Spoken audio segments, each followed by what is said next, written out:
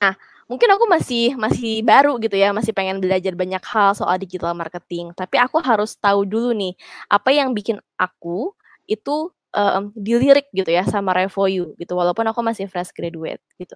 Nah, teman-teman bisa menyiapkan si rumus ini gitu ya. Jadi, teman-teman bisa set up sebenarnya apa pain point gitu ya yang teman-teman lihat di, diri teman-teman dan juga di Revoyu gitu. Di sini kan dibilang kayak, "Oh iya aku ngelihat ada opportunity nih yang sangat besar, yang sangat berkembang di dunia digital marketing," gitu ya, terutama di Revoyu. Nah, kenapa di Revoyu?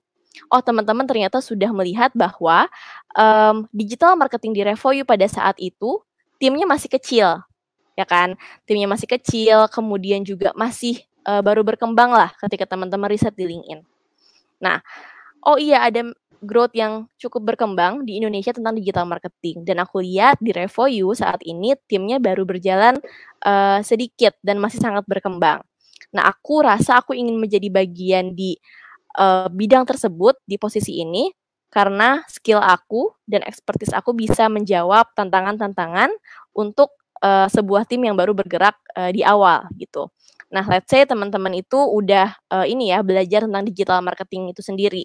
Nah, teman-teman bisa share bahwa ada skill-skill teman-teman yang bisa ngebantu company tersebut untuk berkembang saat teman-teman, apa ya, masih masih baru lah ya, masih from the scratch banget, gitu. Nah, contohnya kayak gimana teman-teman sebutin. Oh, teman-teman pernah megang project apa, teman-teman pernah experience dengan orang-orang seperti apa, let's say pernah ngejalanin campaign yang kayak gimana. Nah, itu diceritain semuanya di pertanyaan ini, gitu. Jadi, dibuat secara compact, concise, dan juga clear nih, teman-teman, gitu ya. Jadi, rather than answering, "Aku pengen belajar sesuatu," tapi aku, aku tawarkan ke company tersebut bahwa aku melihat opportunity, aku rasa skill aku bisa membantu, dan skill yang mana yang bisa membantu company tersebut untuk bisa ya, melihat aku sebagai, bagian dari solusi mereka, gitu. Jadi, dibuat compact, concise, dan teman-teman harus pikirin dan benar-benar tulis gitu ya. Kalau misalkan teman-teman saat nanti, apply gitu ya dan interview, ini tuh sesuatu yang memang harus dilatih dan, di-share gitu ke interviewer-nya. Oke. Nah, ini yang kedua ya. Jadi ada pertanyaan biasanya nih, di alumni-alumni kita ditanya gitu kan, apalagi orang-orang yang dia switch career. Ada beberapa alumni yang mereka, berangkat dari, role engineer teman-teman, kemudian ada yang berangkat dari industrinya dulu di bank, kemudian ada juga yang berangkat dari, business development gitu. Jadi beragam banget ya, background-background sebelumnya. Nah, tapi pada akhirnya saat teman-teman nanti, mencari pekerjaan akan selalu ditanya, "Kenapa sih kamu itu mau switch career ke digital marketing?" Gitu. Nah, tujuannya HR bertanya hal ini tuh seperti apa, jadi tujuannya adalah untuk melihat sebenarnya apa sih yang memang kita ya sebagai job seeker itu, tahu, inginkan, dan juga ingin kontribusikan, terutama untuk ke, pekerjaan tersebut dan ke company itu. Nah, biasanya mungkin kita agak suka bingung gitu kan, nervous dan jadinya akan menjawab kayak, "Oh iya, percaya aja sih kalau misalkan dengan, field di digital marketing, aku bisa jadi orang yang lebih baik," gitu. Nah, tapi, konteksnya apa tadi kan, lagi-lagi konteksnya kayak gimana. Nah, rather than answering kayak begini teman-teman, kalian bisa jawab benar-benar dengan, ya dengan results yang scientific ya dan juga yang jelas. Oh iya, kenapa ke digital marketing nih ya, Bapak, Ibu, karena digital marketing itu punya results yang ya real time, scalable, dan juga, mereka bisa ngediferensiasi faktor-faktor yang ada dari, produk-produk tertentu, gitu. Kemudian jelasin lagi gitu, kalau misalkan experience yang kamu punya sebelumnya, let's say kamu di sini ada, apa ya, pengalaman di bank gitu ya, menjadi seorang project manager let's say ya kan berarti teman-teman me-lead sebuah project, teman-teman sering melihat suatu, fenomena, kondisi, problem, menyelesaikannya dengan data gitu ya.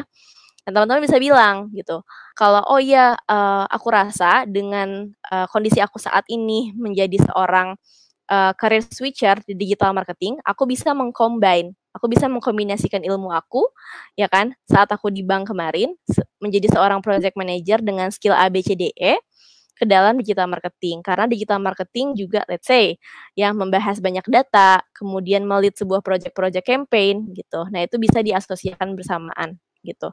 Supaya kelihatan nih bahwa oh iya ada connecting the dot antara experience teman-teman sebelumnya dan juga kenapa teman-teman mau switch karir ke digital marketing. Itu. Nah, itu ya teman-teman bagi teman-teman yang memang pengen banget switch karir ke digital marketing. Oke, aku lanjut ya ke oke, ini adalah sesuatu yang sangat menarik untuk dibahas. Kenapa? Karena berhubungan dengan research. Oke, aku kasih analogi nih teman-teman. Setiap dari kita ya mungkin ada pengalaman suka sama seseorang, ya kan? Kita suka sama seseorang, kita naksir, ya kan? Dan kita pasti akan nyari tahu, ya orang ini tuh asalnya dari mana sih? Orang ini tuh kayak gimana? Dia sukanya apa? Kemudian mmm, dia dekatnya sama siapa sih?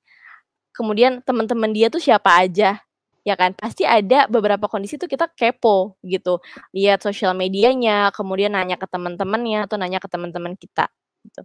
Nah, analogi ini tuh sama dengan teman-teman saat apply ke company yang teman-teman memang pengen kerja di sana, oke? Jadi namanya riset. Nah, kenapa sih teman-teman harus ngelakuin itu? Ya tadi kan, berarti supaya teman-teman juga istilahnya kayak mengilhami dan jelas nih kalau, "Oh iya kenapa aku suka company ini, kenapa sih aku pengen kerja di Revoyu," gitu ya. Karena A, B, C, D, E. Teman-teman tahu alasannya. Nah, apa aja yang perlu, kita riset gitu ya sebagai job seeker saat, teman-teman apply di dalam sebuah company. Yang pertama, what do I need to know about the company?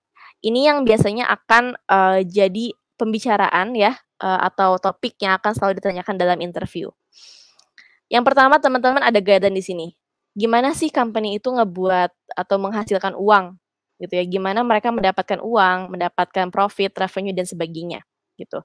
Contohnya Revoyu. Gimana sih Revoyu mendapatkan uang? Ada yang tahu nggak? Oke. Nah, Revoyu gitu kan mendapatkan uang atau ya mendapatkan revenue itu dari, students atau teman-teman yang memang sign up ke program kita. Nah, itu harus tahu gitu ya. Jadi, apa yang membuat company itu bisa menghasilkan uang dan sebagainya. Jadi teman-teman bisa riset ini. Yang kedua, itu adalah, seberapa besar perusahaan tersebut, gimana historinya, lokasinya di mana, kemudian journey user-nya seperti apa.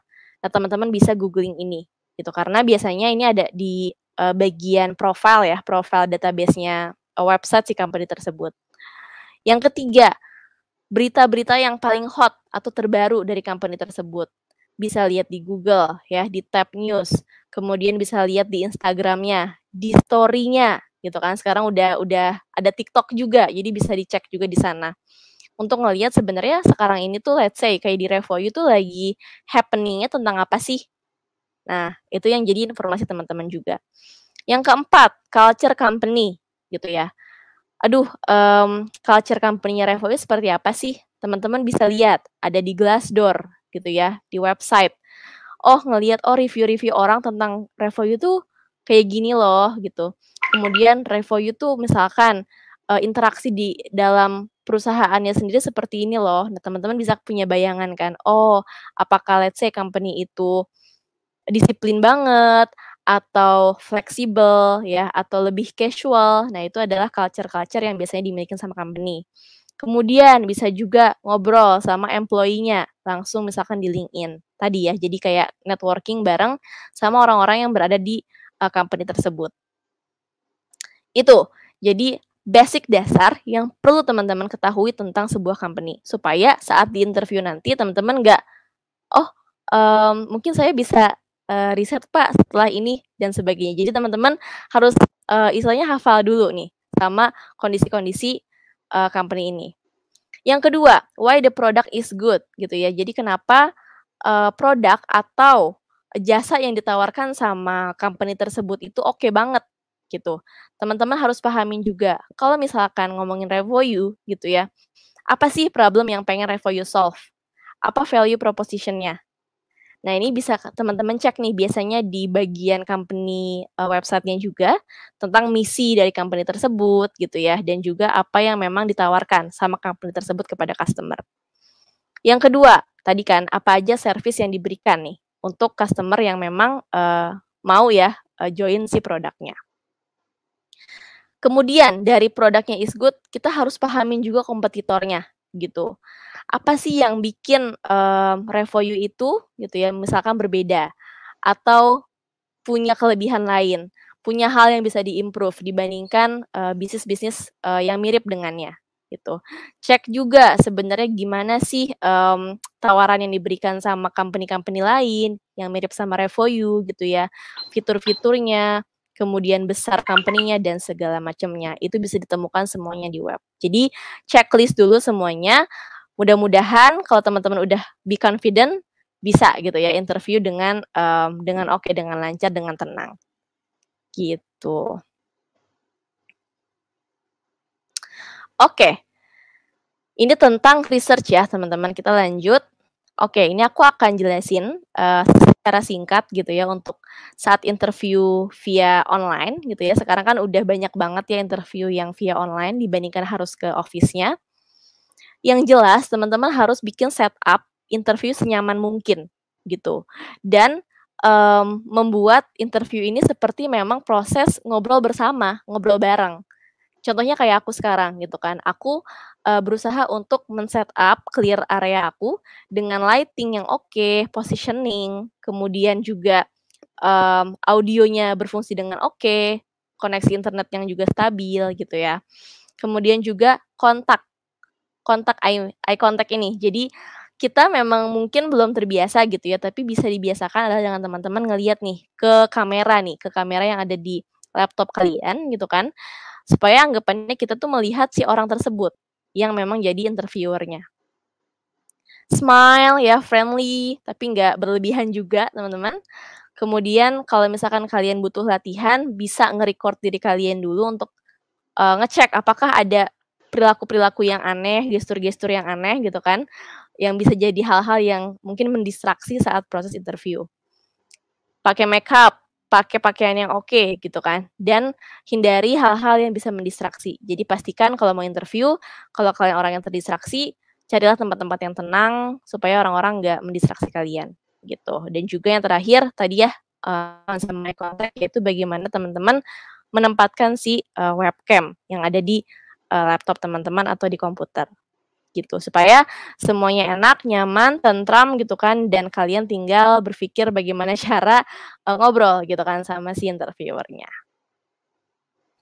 Nah, ini adalah, next step ya. Tadi kita udah bahas tentang gimana sih, menjawab pertanyaan-pertanyaan kayak kenapa ingin berkarir di sini, kenapa memilih posisi ini gitu. Kemudian tadi kita bahas juga tentang, riset sebuah company itu seperti apa, tips secara technical setup ya, dan yang, kemudian ini adalah bagaimana kita, membahas atau ngecek gitu kan, apakah cara kita ngobrol saat, menjawab behavioral question dengan interviewer-nya itu udah oke apa belum. Nah, teman-teman saat kita ngejawab gitu ya, pertanyaan-pertanyaan, ini adalah guide yang bisa kita coba latih. Ini bukan sesuatu yang kalian harus hafalkan, tapi ini jadi sebuah kerangka, gitu. Apa namanya, ini terkenal banget, namanya STAR. Ya, jadi ini sebuah, singkatan gitu ya, yaitu situation, task, action, dan result. Nah, jadi, ketika misalkan teman-teman ditanya nih sama seorang interviewer, "Sebelumnya kamu di company yang dulu tuh pernah, solving sebuah masalah nggak sih? Atau challenge yang sangat besar?" Gitu. Nah, "Bisa diceritain nggak?" Nah, biasanya ada beberapa pertanyaan seperti itu. "Oke," gitu kan. Kita pasti mikir kan. Nah, saat teman-teman ada di posisi tersebut, kalau teman-teman udah tahu ceritanya apa, bisa langsung diceritain. Tapi kalau kita butuh waktu untuk memilih mana cerita yang pengen kita ceritain, teman-teman bisa bilang, "Oke, Mas, Mbak, atau Pak, Bu, sebentar ya saya coba pilih cerita yang memang sesuai dengan, kondisi tersebut. Nggak apa-apa, ada sedikit silent moment mungkin sekitar, 30 detik gitu ya. Baru setelah itu kita bisa ceritain, "Oke, oh iya Pak, situasi nih. Oh iya Pak, dulu saya pernah, punya situasi yang, tadi disampaikan oleh Bapak gitu ya. Saya punya challenge yang besar, challenge-nya itu adalah saya menerima project A, B, C, D, E gitu. Kemudian, mmm, project tersebut itu harus selesai let's say dalam jangka waktu 1 minggu aja. Sementara di saat itu saya harus menyelesaikan pekerjaan-pekerjaan lain," gitu. Tasnya apa? Goal dari project itu adalah let's say saya harus bagaimana caranya mengumpulkan, orang sebanyak-banyaknya untuk mengikuti sebuah sebuah project dan saya harus, melakukan A, B, C, D, E step by step-nya untuk bisa menyelesaikan sebuah project itu. Walaupun di satu sisi, sebelumnya saya juga punya pekerjaan-pekerjaan yang harus dilakukan. Action gitu kan. Gimana caranya kalian gitu ya tadi, dari cerita itu menjawab bahwa dengan adanya deadline yang sangat singkat, goal yang cukup berat gitu kan, di satu sisi juga ada pekerjaan sehari-hari, gimana pada akhirnya action yang dilakukan sama orang tersebut untuk bisa mencapai goal yang diperintahkan tadi. Dan yang terakhir adalah result-nya. Oh iya, walaupun dengan waktu yang singkat, dengan, iya kondisi stresor yang sangat tinggi, pada akhirnya project itu bisa terlaksana dengan baik, gitu. Dengan baiknya seperti apa, dari target let's say 100 orang yang harus datang, tapi akhirnya saya bisa mencapai 80 orang yang datang, yaitu 80% dari, target yang ditentukan. Dan juga saya bisa me-manage, akhirnya kondisi, emosi saya dengan baik, saya bisa bekerja sama dengan departemen-departemen lain dengan baik, gitu. Jadi itu bisa diceritakan semuanya dalam kerangka situation, task, action, dan result ini, supaya interviewer-nya itu punya konteks dan bayangan bahwa, oke nih, experience yang diceritakan itu memang, apa ya, sesuai gitu kan, dan sudah bisa dipahami, tanpa harus si interviewer-nya bertanya lagi. Gitu, teman-teman. Nah, ini ya contohnya. Jadi, kita bisa lihat gitu kan, mana aja poin-poin yang dimerahin, kemudian yang ada poin-poin birunya, supaya kita bisa, ngasih jawaban yang jelas gitu, dan punya konteksnya tersendiri. Oke. Kemudian yang selanjutnya dari behavior interview ini adalah bagaimana menjawab pertanyaan "Tell me about yourself". Oke, nah gimana ya cara nyebutin atau menceritakan "Tell me about yourself" dengan, kondisi yang tenang, kemudian dengan waktu yang nggak juga terlalu lama atau terlalu singkat, dan juga dengan informasi yang sejelas-jelasnya. Nah, yang pertama adalah teman-teman perlu, menentukan narasi seperti apa yang pengen kalian ceritakan, gitu ya. Mulai dari, let's say, background kalian sebelumnya, pendidikan yang kalian tempuh gitu ya, sampai akhirnya ke apa yang pengen kalian kontribusikan ke dalam, company ini, gitu. Jadi nggak perlu diceritain, "Oh iya keluarga saya berasal dari daerah apa, kemudian saya lahir di mana," gitu, itu nggak perlu. Jadi ceritakan hal-hal yang memang relevan dengan, company tersebut. Itu yang pertama. Yang kedua adalah, coba sebutin, accomplishment atau achievement yang sudah teman-teman lalui di karir sebelumnya. Kalau misalkan teman-teman fresh graduate, teman-teman bisa share, achievement-achievement selama di perkuliahan, gitu. Jadi bisa di-summarize gitu kan secara singkat, apa aja yang memang paling membanggakan dan relevan juga sama pekerjaan itu. Yang ketiga, ini bisa dipertimbangkan ya untuk memasukkan, elemen-elemen unik dalam karir teman-teman sebelumnya gitu. Misalkan, apa sih yang ngebuat, kamu itu akhirnya switch karir ke digital marketing? Banyak gitu ya, misalkan, aku merintis bisnis gitu kan bersama keluarga dan aku melihat ada potensi yang, sangat luar biasa di digital marketing dan dengan aku bekerja di posisi digital marketing, aku yakin, aku bisa juga sambil merambah dan meningkatkan bisnisku. Dan dengan aku menjalani bisnis, aku juga bisa membantu kontribusiku kepada pekerjaan yang sekarang. Jadi ada beberapa elemen unik untuk mendukung, experience teman-teman. Masukin passion, apa yang bikin, teman-teman passionate banget di digital marketing, gitu. Dan, include juga beberapa elemen gitu ya dari cerita-cerita tadi, nggak cuma tentang masa depan, ngomongin masa depan semua, tapi, gimana sih experience sebelumnya dan apa yang pengen kalian capai di saat ini, gitu. Nah, semua hal ini itu bisa dirangkum dan diceritakan dengan, apa ya, dengan gesture dan cara kalian. Jadi dibuat sepersonalize mungkin, senyaman mungkin supaya orang yang mendengarnya juga, apa ya, ikut terbawa gitu dengan cerita kalian, gitu. Oke, jadi, mmm, kita sudah masuk ya ke tell me about yourself. Nah, ini singkat aja nih teman-teman. Jadi, dari semua hal yang sudah dijalanin ya di, interview proses dan persiapannya, ada hal yang menarik, yaitu adalah bagaimana kita berusaha menjadi diri kita sendiri. Jadi, remain to be authentic person. Nah, ada 2 hal di sini. Yang pertama saat interview ya, diusahakan teman-teman nggak usah ngerasa, "Oh iya aku harus bagus, aku harus sempurna," gitu. Jadi, teman-teman bisa benar-benar aware sama diri kalian masing-masing gitu kan. Apa nih yang aku memang udah oke banget dan part mana yang memang aku rasanya masih kurang. "Oh aku masih suka agak nervous sih." Nggak apa-apa, terima aja kenervesan itu. Dan bisa dibilang gitu ke interviewer-nya kalau, "Oh iya, Bu, Pak, mohon maaf kalau misalkan di tengah-tengah saya mungkin agak sedikit nervous, tapi saya akan berusaha untuk menjawab pertanyaannya dengan sebaik-baiknya." Jadi memang di-state aja supaya kita juga lebih nyaman untuk nantinya, mengalami kondisi tersebut saat proses interview, gitu. Nah, ada yang menarik juga nomor 2 yaitu bagaimana kita, meng-accept gitu ya, menerima bahwa nggak apa-apa kita berhenti sebentar gitu kan, atau mengkonfirmasi kepada interviewer-nya. "Pak, Bu, apakah, jawaban saya tadi menjawab pertanyaan Bapak Ibu?" Gitu. "Atau ada yang perlu saya tambahkan lagi?" Nah, dengan teman-teman menanyakan ini, selain ya, interviewer-nya, teman-teman juga bisa ngasih, waktu untuk teman-teman istirahat ya, atau teman-teman kayak berpikir kembali, gitu.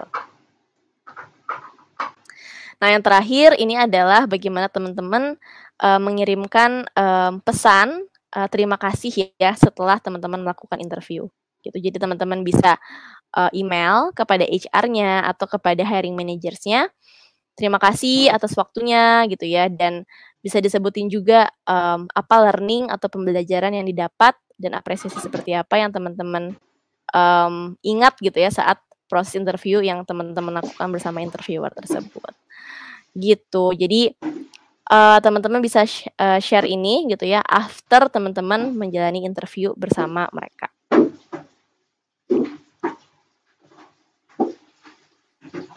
Oke, jadi itu sih sebenarnya, beberapa hal yang cukup krusial gitu ya. Tadi mungkin di tell me about yourself ada beberapa breakdown lagi question, kayak misalkan apa kelebihan dan kekurangan, kemudian juga, apa passion kalian gitu. Nah itu teman-teman bisa benar-benar coba pikirin, apa ya kelebihan kekurangan aku yang mendukung pekerjaan tadi. Jadi semuanya itu benar-benar konteksnya adalah untuk mendukung ke relevan job yang teman-teman akan hadapi, gitu. Supaya semuanya kontekstual dan jelas gitu ya, bahwa interviewer-nya juga lebih kenal sama teman-teman, kenapa teman-teman akhirnya passion di, pekerjaan yang teman-teman lagi interview saat itu. Oke, sip. Kita punya waktu, apa ya, 13 menit ke depan mungkin ya tentang ngebahas, benefit dan, salary negotiation nih, teman-teman. Oke. Jadi ya teman-teman, di sini, siapa sih dari kita yang mungkin suka ngelihat gitu ya ke, orang-orang di sekitar kita atau bahkan ke kita sendiri gitu ya. Kenapa ya gaji aku mungkin, terlalu kecil gitu, terus, gimana ya cara aku, increase, gaji aku gitu kan, atau benefit-benefit aku dari company yang sekarang, atau gimana ya cara aku bisa, dapetin, gaji yang lebih baik di company yang, nanti akan aku apply setelahnya gitu. Nah, beberapa pertanyaan itu ya teman-teman, itu bisa dijawab sebenarnya dengan bagaimana kita mencoba untuk melakukan negosiasi. Jadi, goalnya negosiasi itu sebenarnya bukan bagaimana kita, "Oh iya nih, dengan percaya diri akan mendapatkan, eee, ekspektasi ya, sesuai dengan apa yang kita inginkan. Ekspektasi gaji sesuai dengan apa yang kita inginkan. Tapi bagaimana kita menjalani hak kita sebagai, pencari kerja gitu ya, bahwa kita tuh punya, satu set value atau satu set kebutuhan gitu kan, untuk bisa sesuai dengan, tawaran dari company tersebut.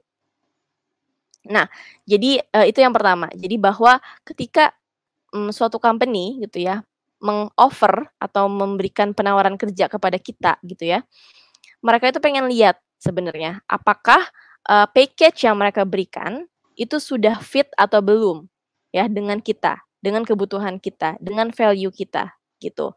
Jadi mereka sebenarnya itu pengen tahu dulu gitu kan, makanya mereka menawarkan terlebih dahulu gitu, ini oke atau enggak gitu. Jadi teman-teman masih punya kesempatan gitu kan, masih punya hak gitu untuk melakukan negosiasi, salary atau benefit kepada company tersebut. Nah, ketika teman-teman mencoba melakukan hal itu gitu ya, let's say misalkan, aku ditawarkan, salary-nya 5 juta gitu. Nah, aku pengen increase sebenarnya ke 6 juta gitu. Sebelumnya misalkan gaji aku juga di angka 5 juta, aku pengen ada increment sebesar, 20% gitu ya dari gaji tersebut. Nah, ketika teman-teman mikir, "Oh iya aku pengen income-nya jadi 6 juta," itu tuh nggak cuma di bulan tersebut doang teman-teman punya gaji 6 juta. Tapi kalau kita hitung ya selama, 12 bulan gitu kan, kenaikan 1 juta itu bisa save 12 juta ya dari, 1 tahun teman-teman bekerja di company tersebut. Jadi nggak cuma, short term, tapi itu bisa long term effect gitu ketika teman-teman berusaha untuk menegosiasikan gaji. Yang ketiga gitu ya, jadi, gaji yang teman-teman dapatkan sekarang ini, itu akan ngikutin teman-teman gitu ke pekerjaan sebelumnya. Kenapa?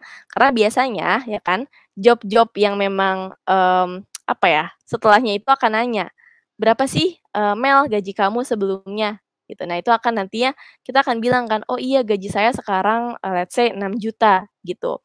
"Saya pengen ada kenaikan nih sebesar 15% atau 20% gitu. Nah nanti, company tersebut biasanya akan menyesuaikan gitu. Jadi itu akan ngikutin terus kemanapun kita berkarir sampai ke depannya. Yang keempat, ini yang paling sebenarnya utama sih adalah bagaimana ketika negosiasi kita menunjukkan kepada hiring manager tersebut bahwa, kita tahu value kita tahu worth kita. Dari job desk yang ditawarkan, kemudian kita paham, oh kelebihan kekurangan diri kita tuh seperti apa, skill yang kita punya tuh kayak gimana. Nah kita udah research juga lewat market, oh rata-rata gaji yang memang dibutuhkan atau yang, diberikan oleh posisi ini itu sebesar apa. Nah itu tuh, mix kompilasi dari semuanya dan ketika kita bisa menyatukan semua itu, ya, perusahaan jadi tahu, oh worth atau value-nya itu sebesar apa, gitu. Jadi memang itu lebih bagaimana kita juga memandang diri kita se-value apa sih, se-worth apa untuk menjalankan pekerjaan tersebut dengan gaji sebesar yang ini, gitu. Nah jadi teman-teman, intinya sih sebenarnya Revoyu bukan pengen kayak, "Oh iya, job seeker kalian harus dapetin gaji yang besar," gitu ya. Tapi di sini adalah, bagaimana kita berusaha untuk, membantu teman-teman melihat bahwa kalian tuh punya value, kalian punya worth gitu dan kalian bisa mencobanya terlebih dahulu gitu. Urusan let's say kayak apakah negosiasi kita diterima atau negosiasi kita itu sesuai dengan, match-nya company, itu bisa kita lihat nanti gitu kan efektivitas hasilnya. Tapi, bagaimana kita, preventif dulu nih, proaktif dulu, apa yang bisa kita lakukan supaya kita punya, tadi ya more income, kemudian, salary yang oke untuk ke depannya dan juga memperjelas gitu kan worth dan value kita kepada company tersebut. Oke. Oke, nah jadi, itu untuk, kenapa pada akhirnya, negosiasi gaji ya teman-teman. Kemudian yang kedua, kapan sih Mel gitu ya kita harus, negosiasi gaji dan apa yang harus dinegosiasikan. Nah, kapannya ya itu di sini ada 3 ya, ada 3 kayak timeline kategori waktu. Yang pertama, saat teman-teman ada di fase offering dengan hiring manajernya. Yang kedua, setelah teman-teman, pass probation atau kontrak. let's say kayak 3 bulan atau 6 bulan setelah kontrak. Nah, biasanya nomor 2 ini adalah, saat kita, dapat offeran nih, kemudian dari company tersebut mungkin belum menyanggupi saat itu untuk memberikan kenaikan gaji, biasanya ada negosiasi, "Oh, bagaimana kalau setelah probation nanti?" Nah, itu harus di-follow up atau harus dinegosiasikan kembali setelah teman-teman, masuk ya, selesai dari, probation time. Yang ketiga, in your current position. Jadi, saat teman-teman sekarang nih, dalam perusahaan, biasanya kan suka ada performance review, ya, biasanya suka ada evaluasi, Iya, dan itu kan performance kan? teman-teman, sekitar 6 bulan sekali atau 1 tahun sekali. Nah, teman-teman punya hak untuk, bernegosiasi terhadap salary teman-teman di untuk waktu berikutnya, gitu. Nah, apa aja nih yang harus dinegosiat teman-teman ya? Banyak banget. Jadi nggak cuma tentang, base dari, nominal salary-nya itu sendiri. Tapi ada beberapa hal lainnya. Yang pertama ya, selain, salary-nya itu sendiri, kita juga bisa lihat package-nya. Misalkan apakah ada bonus, atau ada insentif tambahan, kemudian bagaimana perhitungan kayak THR dan sebagainya. Yang kedua, itu ada, asuransi ya, asuransi kesehatan. Ketiga juga ada work from home. Nah, ini yang menarik karena ada beberapa experience dari alumninya Revoyu di digital marketing. Waktu itu dia dapat tawaran kerja di Jakarta, tapi kebetulan dia orang Solo, gitu. Nah, secara salary minimum mungkin nggak begitu tinggi, gitu. Jadi kenaikannya cuma sekitar 5% dari gaji sebelumnya, gitu. Nah, tapi akhirnya setelah dia negosiasi, package salary-nya itu belum bisa. Nah, akhirnya dia negosiasi lagi, gimana kalau misalkan, dia tetap stay di Solo dan dia work from home, gitu. Dan mungkin ke kantornya itu bisa sekitar, 1 bulan sekali, gitu ya, untuk, mengurangi biaya akomodasi kan dan transportasi. Dan, pada saat itu dengan, apa ya, dengan pendekatan yang oke, akhirnya diterima gitu si negosiasi gajinya, dengan mendapatkan fasilitas work from home atau remote. Itu yang ketiga. Jadi ada beberapa ya kondisi yang kayak gitu. Yang keempat, replacement day. Jadi, ada beberapa company yang, mungkin, nggak ditawarkan lebih banyak secara base salary, tapi, ada fasilitas bahwa let's say kalau misalkan kamu kerjanya lembur gitu ya, atau kerjanya lebih dari waktu yang ditentukan, kamu bisa menggantikan harinya gitu di hari-hari pekerjaan lain. Supaya istilahnya kayak fair dan adil. Itu ada. Yang kelima, ini mungkin untuk level-level yang cukup, tinggi ya, seperti manajer, kemudian head dan sebagainya, biasanya ada opsi stok atau, saham dari company tersebut.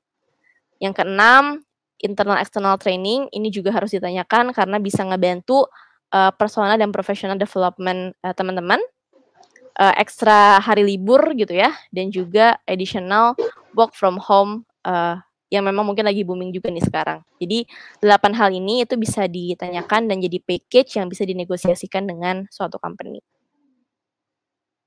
Gitu. Oke. Nah, yang ini ya teman-teman, gimana sih caranya menjawab, berapa nih gaji yang diekspektasikan? Biasanya kan gitu ya di interview. Nah, ada beberapa cara menjawabnya atau beberapa formulasi untuk menjawab pertanyaan ini. Yang pertama adalah bagaimana kita bilang kalau kita tuh consider semua package, kita mempertimbangkan semua package-nya. Jadi nggak cuma, tentang nominalnya, tapi kamu bisa cerita gitu ya, kalau misalkan kamu pengen dapetin, training A, training B untuk ngebantu kamu upskill di, job desk yang, berhubungan dengan ABCDE. Kamu pengen punya manajer yang ABCDE gitu. Let's say kalau kamu switch career, kamu bisa ceritain, positive experience dari company sebelumnya yang bisa jadi ekspektasi kamu di package salary ini. Pengen dapat mentoring ABCDE gitu. Jadi, kamu bilang semua package benefit dan salary yang pengen kamu dapatkan dari company tersebut. Jadi nggak cuma tentang, nominalnya.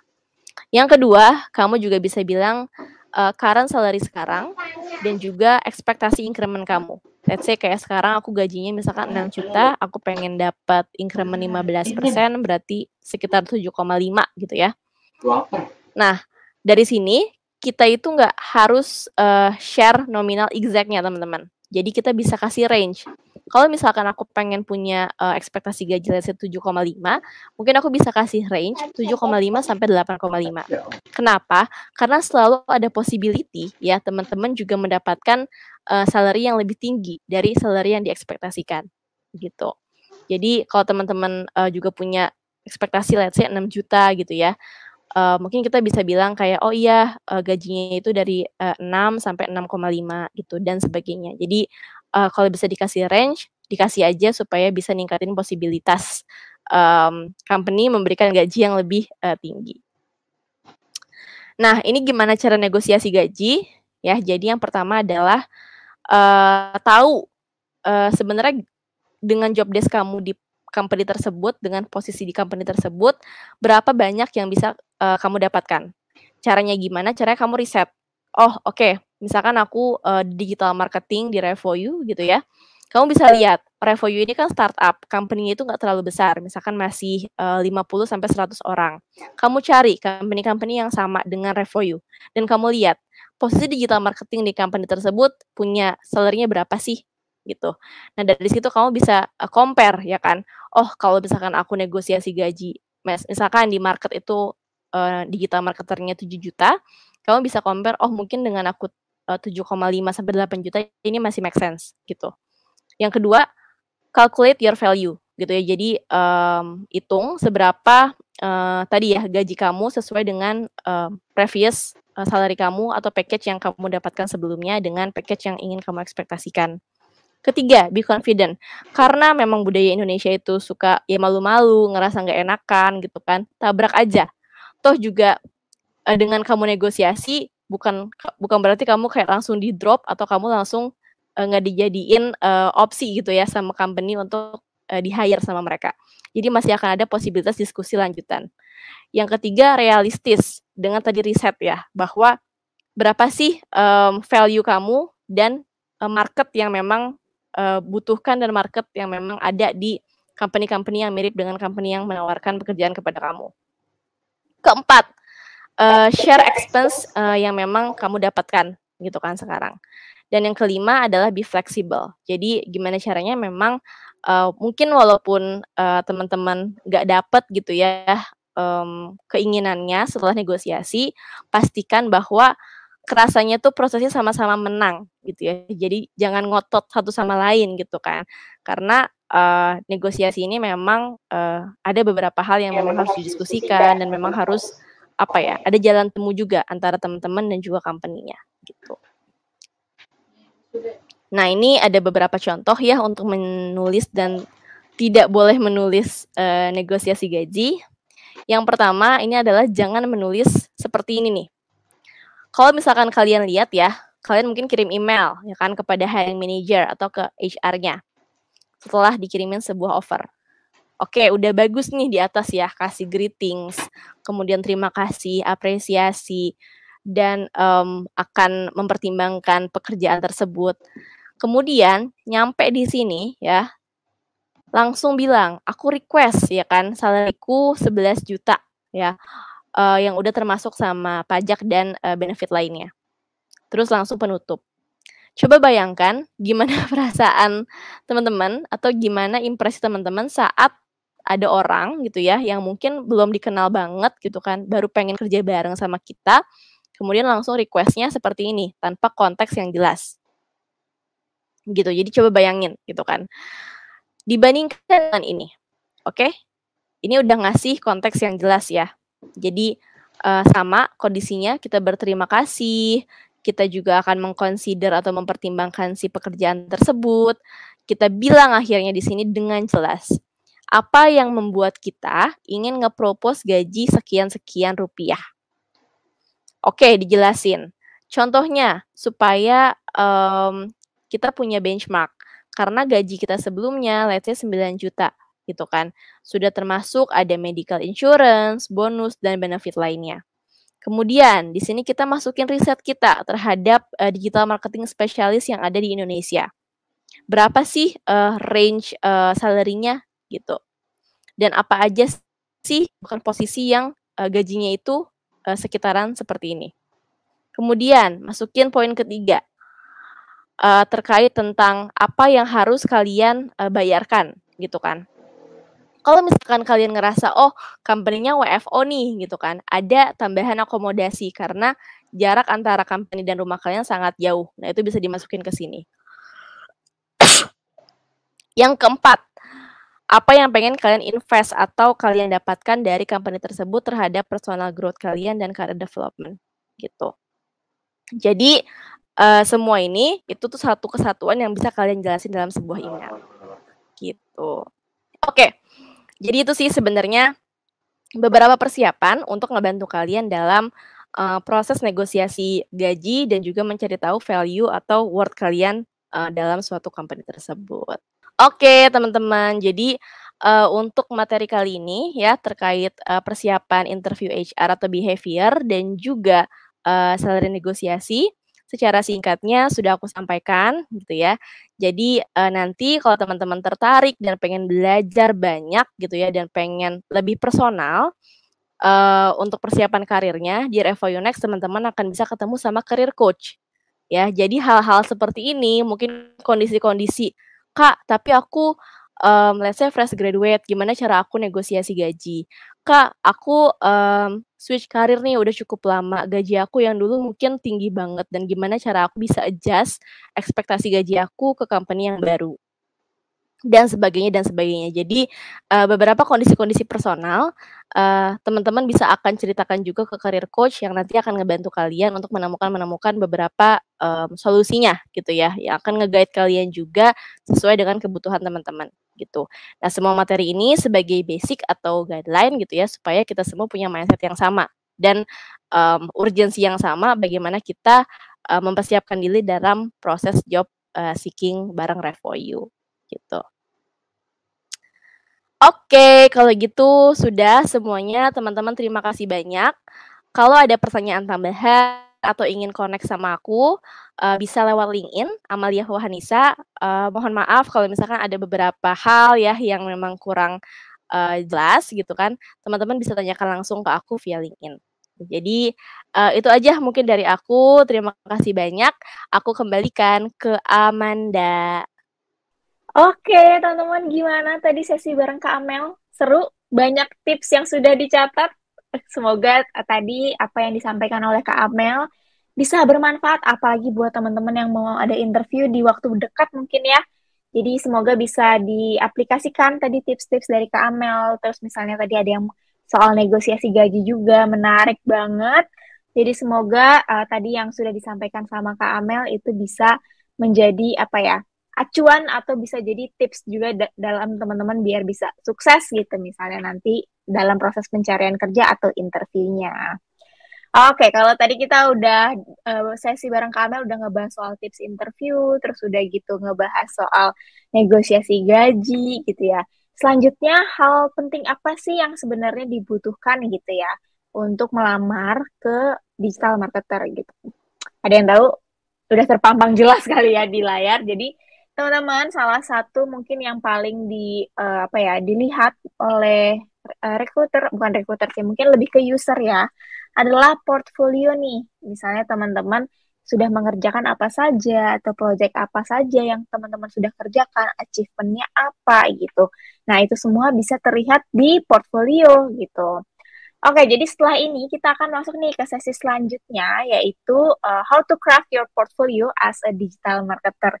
Ini menarik banget gitu ya, dan akan ada Q&A session juga nanti. Jadi teman-teman jangan kemana-mana, karena ini videonya akan loading dulu ya sebentar untuk terhubung ke sesi selanjutnya. Jadi buat teman-teman nanti yang nggak langsung terhubung, nggak apa-apa, jangan panik teman-teman, nggak usah khawatir. Nanti bisa coba klik link video yang ada di sebelah kanan bawah atau bisa klik link yang ada di description box ya. Teman-teman bisa di-scroll sedikit ke bawah. Ada description box, bisa diklik link untuk ke sesi selanjutnya gitu. Sekali lagi jangan kemana-mana teman-teman karena videonya akan loading dulu sebentar. Oke? See you in a bit guys.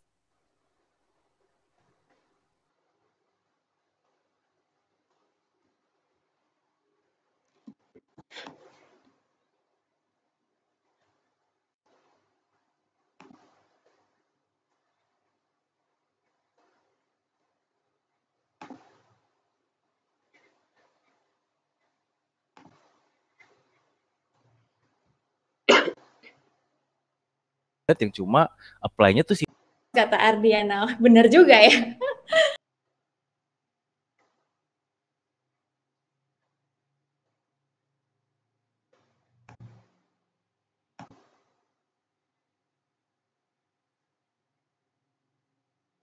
Kaget ya. Halo semuanya, welcome. Berasa kuliah sore terus pindah kelas, kata Ardiana. Bener juga ya. Halo teman-teman, selamat datang di sesi kedua. Pindah kelas ya teman-teman. Nggak mati kok. Oke. Halo semuanya, selamat datang. Mungkin sambil nunggu teman-teman yang masih ada di sesi 1. Karena di aku masih sekitar 500-an. Jadi, sambil kita tunggu ya teman-teman yang masih di di sesi yang 1. Oke. Si kok bagi 2. Oke. Anyway, suaraku double. Apakah suaraku double? Boleh tolong dibantu komen ya teman-teman kalau misalnya double atau layarnya apakah ada. Karena di rumah aku hujan, baru banget hujan. Jadi semoga koneksinya hari ini ya aman. Oke. Halo Cep Jun. Teman-teman boleh dibantu infokan kalau suara aku ada trouble atau suaranya speaker kita ada trouble, nanti boleh langsung komen aja ya di di komen YouTube-nya gitu. Aman ya? Aman. Oke, mantap teman-teman. Nah, selamat datang di sesi portfolio. Siapa yang tadi sore udah sempat ngobrol-ngobrol ya soal portfolio sama Chef Juno gitu. Jadi hari ini kita akan bahas lebih lanjut sama Chef Juno, bukan Chef Juno, salah. Besok ya sama Chef Juno, sama salah satu karir coach kita yang ada di Revoyu, teman-teman. Jadi mungkin yang udah baca-baca di Discord gitu ya, speakers kita hari ini khusus dari tim Revoyu Next. Jadi siapakah speaker kita malam hari ini? Langsung aja biar teman-teman kenalan nih. Hari ini adalah ada Kak Yogi selaku salah satu Revoyu Career Coach dan juga digital marketing dan juga SEO spesialis nih. Jadi siapa yang mau jadi SEO spesialis? Nah, nanti Kak Yogi adalah salah satu SEO spesialis di suatu perusahaan. Nanti biar teman-teman bisa kenalan lebih lanjut gitu ya. Aku panggil dulu Kak Yoginya. Cep Jun, aku sabar kok, besok ya kita ketemu. Halo Kak Yogi. Selamat malam teman-teman semua, selamat malam. Kak Yogi kayaknya masih di kantor nih. Iya, aku masih di kantor, Amanda. Tadi ada acara, jadi aku balik ke kantor agak malam, jadi biar sekalian aja deh. Oh, luar biasa. Kantor nggak apa-apa ya teman-teman ya. Nggak apa-apa banget, luar biasa. Kak Yogi bela-belain nggak pulang dulu ya buat nemenin teman-teman di sesi malam hari ini. Luar biasa. Oke, Kak Yogi gimana nih? Mau kenalan dulu sama teman-teman dan langsung masuk ke sesinya? Boleh. Oke, banget ya aku nih. Sip, Amanda, thank you ya. Aku langsung mulai aja ya, Amanda ya. Boleh, silahkan Kak Yogi. Enjoy teman-teman. Sip, selamat malam ya teman-teman semuanya. Ini udah rame banget ya. Tadi udah 500-an, mungkin sekarang udah 700-an ya. Karena di sini nggak kelihatan. Mungkin semangat ya teman-temannya, walaupun rame gitu kan, kayak gitu. Biasanya sih Revoyu harusnya 1 juta ya teman viewersnya ya, amin gitu ya. Oke, kita langsung mulai aja untuk materi hari ini ya. Tapi sebelum itu aku kenalan dikit lagi ya. Tadi baru udah dikenalin sih ya sama Kak Amanda. Ya, aku kenalin sedikit gitu kan. Kalau tak kenal kan maka tak sayang gitu ya. Tapi kalau aku enggak teman-teman. Aku belum kenal tapi udah sayang. Iya. Bercanda ya guys. Jadi biar santai gitu ya. Kita sharing-sharingnya gitu. Oke. Kenalan sedikit lagi. Aku Yogi Ahmad Wardana Putra. Panggilannya Yogi. Dan emang sekarang masih kerja nih ya. Di salah satu cloud services di Jakarta ya. Namanya VB Cloud. Nah ini kelihatan ya di backgroundnya gitu ya. Nah, aku sebagai digital marketing dan SEO spesialis ya, emang main jobnya adalah SEO spesialis dan dipercayain sama Revoyu buat structure SEO juga dan ya alhamdulillah menjadi career coach di Revoyu juga gitu ya teman-teman ya. Oke, kita langsung aja ya, next. Nah, kita akan ngomongin tentang portfolio ya. Tadi di kelas sebelumnya itu udah sama Kak Amel ya.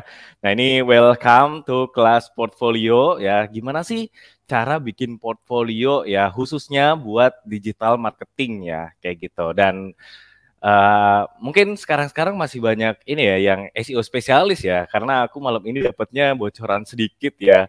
Portfolionya ini berhubungan dengan SEO nih. Wah mantap nih ya. Oke, kita langsung aja next.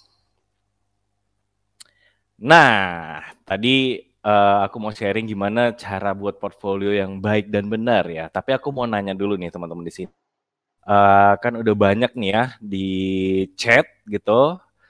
Kak Yogi alumni Full Stack Revoyu juga? Iya teman-teman, aku juga alumni student Revoyu ya, kayak gitu. Nanti aku ceritain sedikit deh pengalamanku ya. Nah sebelum kita mulai, aku mau nanya dulu ya ke teman-teman, kenapa sih kita harus mempersiapkan portfolio? Kira-kira menurut teman-teman penting nggak? Nah, pentingnya kenapa? Ayo. Boleh nggak nih kita teman-teman bantuin aku? Penting nggak gitu portfolio ya menurut teman-teman? Coba di chat. Kelihatan ya sama nanti. Yuk, boleh. Sebagai bukti nyata dan pengalaman tentang keahlian kita. Oke, mantap. Bukti nyata ya. Oke, good. Penting supaya interviewers mengenal kerjaan kita gitu ya. Langsung ke atas gitu ya. Penting untuk bukti, penting. Oke. Suaraku putus-putus kah? Aman ya harusnya? Kak Yogi tadi emang sedikit putus-putus, tapi sekarang aman kok. Oh, oke. Sip. Penting ya. Oke, biar interview tahu kemampuan kita. Bukti kerja. Oke, cool. Thank you ya guys yang udah chat. Mantap kayak gitu. Nah, aku punya 3 alasan nih kayak gitu. Tadi yang teman-teman jawab itu benar ya. Tapi aku punya 3 buat lebih mendetailkan lagi nih ya. Oke, boleh next. Nah, kenapa sih kita harus mempersiapkan portfolio gitu? Kalau dibilang penting nggak sih? Pasti penting gitu kan. Nah, ini alasannya. Pertama, ya dengan adanya portfolio gitu ya, kita tuh bisa impress gitu ya, tuh wow gitu ya, wow recruiters gitu bisa impress mereka dengan nunjukin ya, tadi bener tuh ya, hasil kerja kita ya, bukti nyata hasil kerja kita bisa kasih tahu tuh ya ke recruiters gitu. Jadi apa aja sih yang udah kita kerjain ya, terus hasilnya seperti apa ya kan, misalnya kita lagi jalanin SEO ya kan. Nah, apa aja sih di SEO kan banyak juga tuh ya. Misalkan kamu bikin konten ya atau artikel terus research keyword. Nah, itu bisa dimasukin ke portfolio dan hasilnya seperti apa. Itu bisa ya. Terus kalau di channelnya Facebook Ads gitu. Nah, di Facebook Ads misalkan running ya paid campaign gitu ya atau running Facebook Ads atau Google Ads. Nah, itu bisa dicantumin semua ya di portfolio. Jadi gimana caranya bikin impress? Nah, stay tune ya teman-teman ya. Jadi gunanya portfolio itu ya bikin impress. Nah, yang kedua adalah menjadi value nih ya sebagai job seeker nih ya. Kita sebagai job seeker. Nah, jadi kalau misalkan teman-teman apply gitu ya sekarang jadi job seeker. Nah, dengan adanya portfolio, dibandingkan teman-teman apply cuma CV, pasti kan lebih kuat dengan adanya portfolio kan, kayak gitu. Jadi nanti pun si recruiters atau orang HRD-nya ya, kayak gitu. Ketika ngelihat apply kita, nah kalau kita ada portfolionya, itu tuh jadi nilai tambah, teman-teman. Dibandingkan dengan kandidat yang cuma apply-nya tuh CV doang, kayak gitu. Jadi ini pun bisa jadi bahan filter si HRD gitu. Jadi penting banget ya teman-teman. Kalau CV ini kan cuma bisa nunjukin kayak experiences kita gitu kan. Tapi project-project kita tuh nggak bisa ke deliver karena kan CV terbatas ya. Nah, yang ketiga nih easier to digest nih dan lebih enak dilihat ketimbang CV.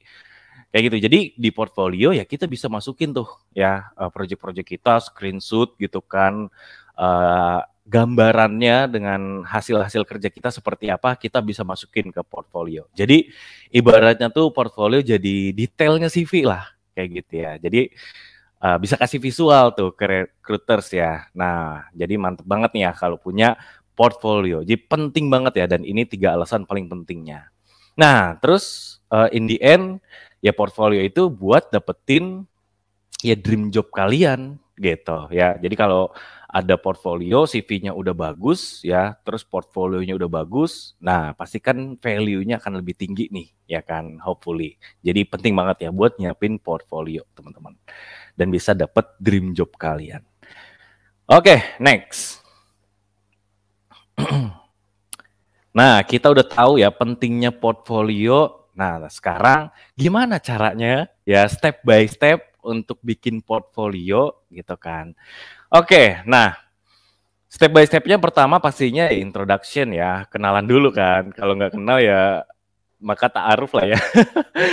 Gitu ya teman-teman, kenalan gitu ya, introduction dulu. Jadi pertama teman-teman kalau misalkan bikin portfolio, sesi introduction ini bisa ada apa aja sih ya. Pertama pastinya kan cover nih, kita mulai ya. Misalkan covernya itu tentang ya digital marketing. Teman-teman kasih tahu ini portfolio tentang digital marketing. Atau kalau misalkan emang konteksnya teman-teman mau apply itu sebagai SEO spesialis, berarti kasih tahu portfolio SEO spesialis kayak gitu. Jadi udah ada konteksnya teman-teman ya.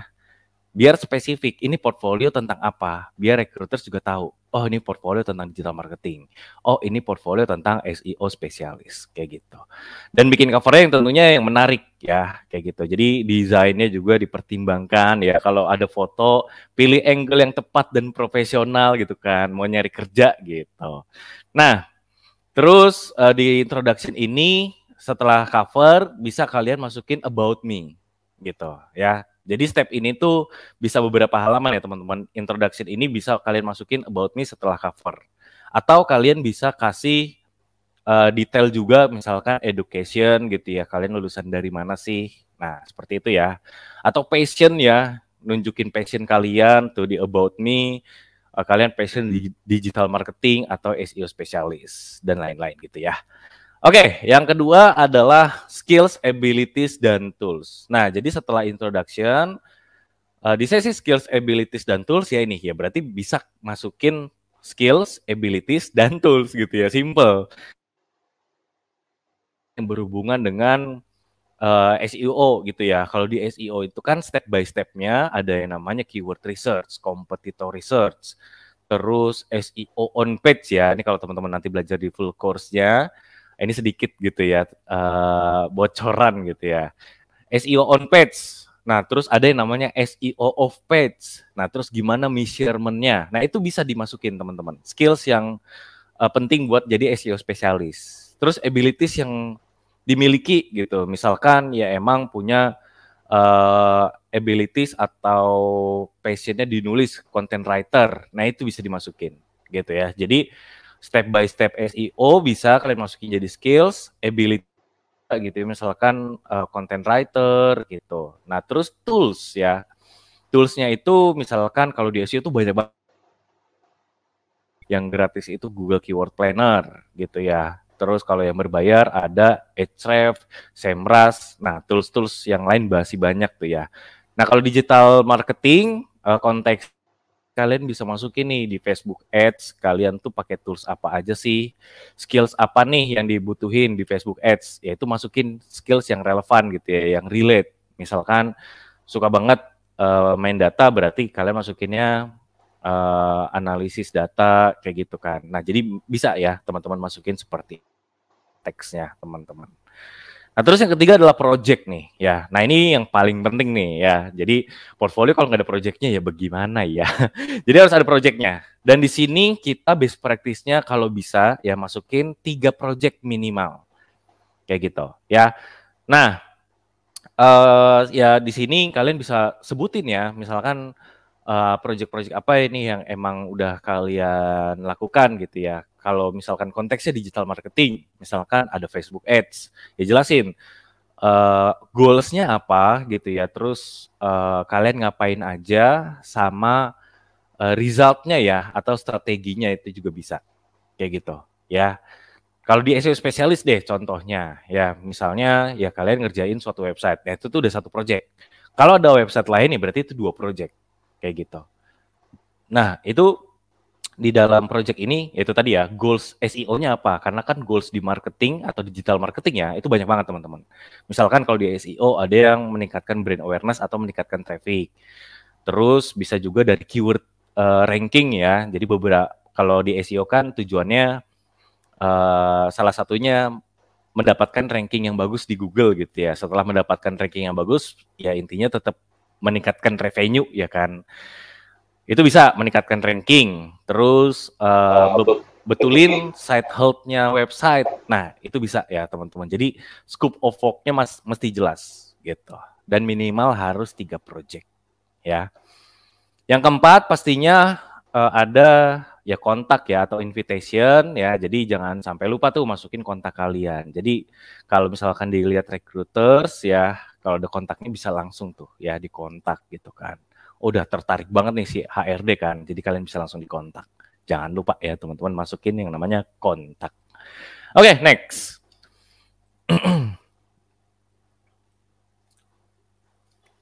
Nah, ini ya, jadi tadi step by step-nya bikin portfolio. Nah, sekarang aku mau kasih tahu.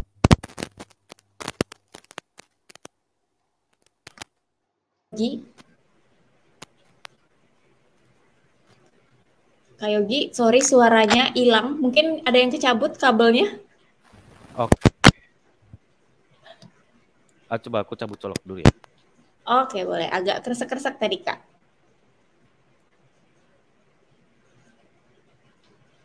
Masih di mute, Kak Yogi? Oke. Halo. Ini aman, tapi agak gema suaranya. Gema, coba aku cek. Cek, harusnya bagus. Oke, bagus. Mantap, Kak. Ini aman. Oke, sorry ya teman-teman ya. Busanya copot juga, enggak, busanya ada kok teman-teman. Sekarang aman ya? Oke, aman. Sip. Teman-teman ya. Tadi kita udah tahu ya step by step gimana cara bikin portfolio. Nah, sekarang elemen penting buat tahu portfolio yang bagus itu seperti apa sih gitu ya teman-teman ya. Jadi yang pertama ya, portfolio itu tuh harus interesting pastinya ya. Interesting itu elemennya ada yang namanya desain ya, desainnya harus bagus, alurnya jelas teman-teman ya. Jadi kadang tuh kita mikirin desain gitu ya susah-susah, tapi kalau misalkan nggak enak dibaca sama aja gitu ya, agak kurang gitu. Makanya desainnya bagus dan alurnya mesti enak dibaca. Struktur.